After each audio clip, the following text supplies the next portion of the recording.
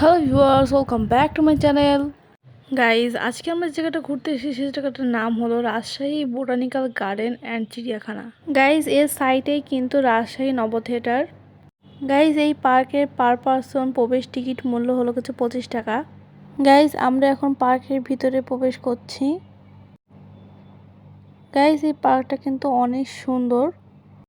Guys, এই পার্কের ভিতরে কিন্তু অনেকগুলো ডাস্টবিন আছে এবং সেখানে আপনারা ময়লা ফেলতে পারবেন। এবং এখানে কিন্তু অনেক বেশি পরিষ্কার পরিচ্ছন্ন করে রাখা হয়েছে, যতটুকু সম্ভব হয়েছে তাদের পক্ষে। গাইজ, এই পার্কের মধ্যে কিন্তু বেশ অনেকগুলো স্ট্যাচু আছে। যখন আপনারা প্রবেশ করবেন তখন কিন্তু আপনারা একটা জিরাফ দেখতে পারবেন। গাইজ, এই জায়গাটা আসলে বাচ্চাদের খেলার জন্য একদম পারফেক্ট। রাজশাহীতে যারা থাকে তারা কিন্তু এই পার্কে এসে বাচ্চাদের খেলাধুলার জন্য হোক বা কোনো রকম কোয়ালিটি টাইম স্পেন্ড করার জন্য হলেও এখানে আসে। আর লিটারালি পার্কটা অনেক বড়। গাইজ, আপনারা যদি এই পার্কে ঘুরতে যেতে চান তাহলে শীতকালের দিকে যাবেন, তাহলে বেশি ভালো হয়। কারণ এত গরমে পার্কে ঘোরা খুবই টাফ।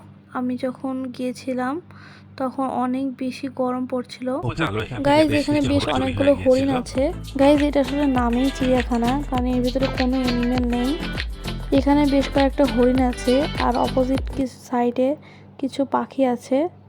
আর গাইজ, এটা একটা পার্কের মতো করার চেষ্টা করা হয়েছে যাতে বাচ্চারা এখানে এসে খেলাধুলা করতে পারে। কারণ এখন দিন দিন কিন্তু যে বাচ্চাদের যেসব খেলার জায়গাগুলো সেগুলো কিন্তু আস্তে আস্তে হারিয়ে যাচ্ছে আর বাচ্চারা মোবাইলের প্রতি বেশি আসক্ত হয়ে যাচ্ছে।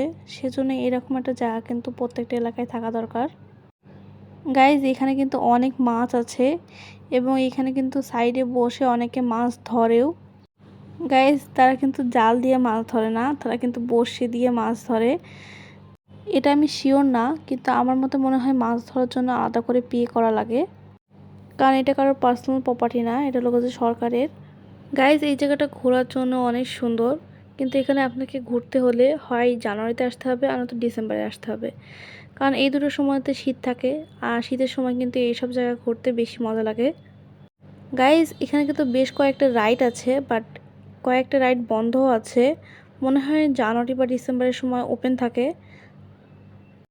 কারণ আমি বেশ কয়েকটা পার্ক দেখেছি যেখানে আপনার সারা বছর কিন্তু সমস্ত রাইডগুলো ওপেন রাখে না, শুধু যে সময় পিকনিকের সময় আসে সেই টাইমে কিন্তু সবগুলো রাইড ওপেন থাকে।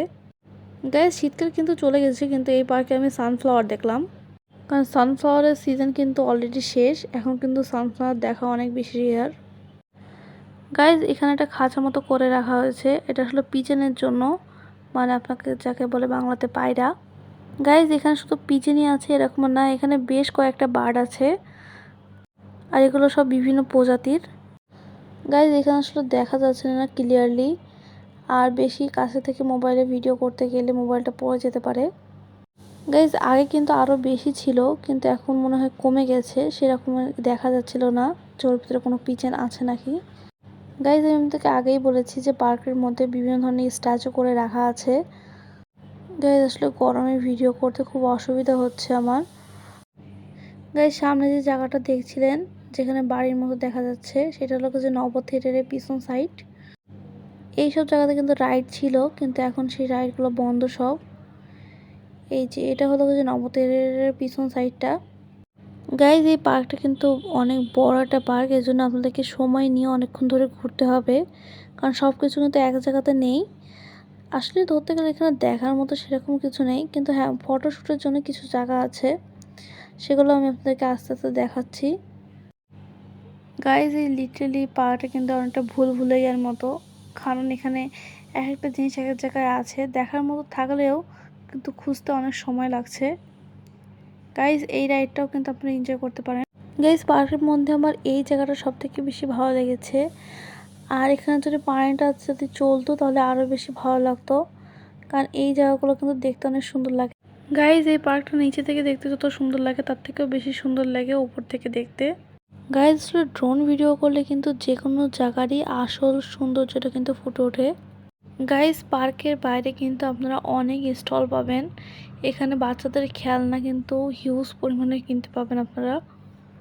গাইজ, এখানে শুধু টয়েসই পাওয়া যাবে সেরকম না, এখানে কিছু ফুড স্টলও আছে, যেমন ফুচকা, পানিপুরি, তারপর আপনার গরমের সময় খাওয়ার জন্য ড্রিঙ্কস। গাইজ আজকের মতো ভিডিওটা আমি এখানেই শেষ করছি।